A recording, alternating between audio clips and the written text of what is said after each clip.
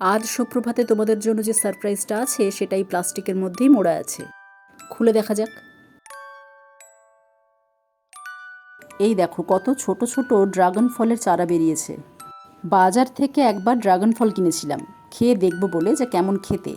তখনই সেই ফলের ভেতরে যে কালো কালো ছোটো ছোটো দানাগুলো ছিল, এই যে সেগুলোকে টিস্যু পেপারের মধ্যে ভরে হালকা একটু জল স্প্রে করে প্লাস্টিকের মধ্যে মুড়ে ভালো করে প্লাস্টিকের মুখটা বন্ধ করে রেখে দিয়েছিলাম বেশ কিছুদিন। তারপরে দেখতে পেলাম ছোট ছোট এতগুলো চারা বেরিয়েছে। দেখো এগুলো সব কিন্তু ওই ড্রাগন ফলেরই চারা। শুধু ড্রাগন ফল নয়, তার সাথে সাথে আরও একটা জিনিস দেখাবো। এই যে ছোট্ট প্লাস্টিকের বক্সটা দেখছো, এর মধ্যে স্ট্রবেরির চারাও বেরিয়েছে। স্ট্রবেরি খাওয়ার সময় স্ট্রবেরির গা থেকে কয়েকটা দানা এই পাত্রে কিছুটা মাটি দিয়ে তার মধ্যে ফেলে দিয়েছিলাম, আর হালকা করে জল স্প্রে করে তারপর আবারও প্লাস্টিকের মধ্যে ভরে রেখে দিয়েছিলাম।